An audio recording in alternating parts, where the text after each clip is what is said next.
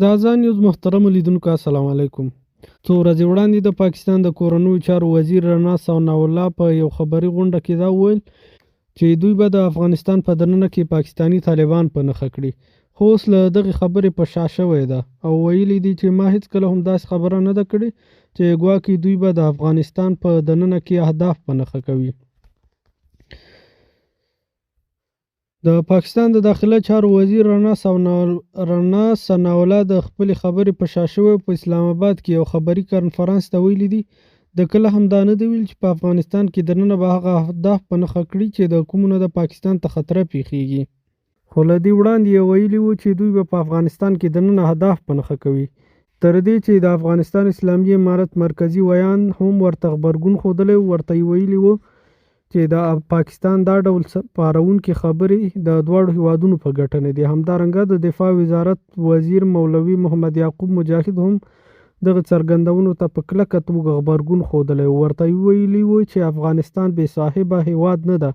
پاکستان د داسې څرګندونې نه کوي چې هغه بې اساسه تورونه دي.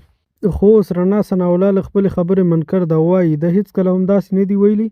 چې افغانستان کې دننه به اهداف په نښه کوي.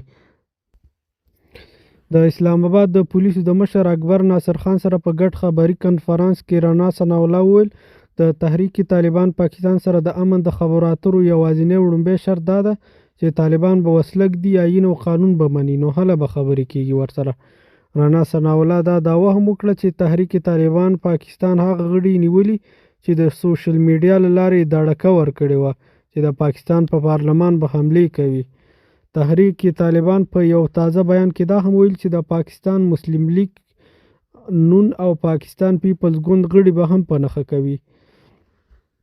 تر دې وړاندې خامپاله ګوند عوامي نیشنل پارټي د پخوا نه د ټي ټي پي په هټ لیست کې وه او د ګوند مشرانو د وینا تر مخه 1200 مشران ملګري یې د دې ډلې د بریدونو ښکار شوي دي. دا په داسې حال کې ده چې نن د پاکستان د دوه مهم استخباراتي چارواکي په یو برید کې وژل شوي وو.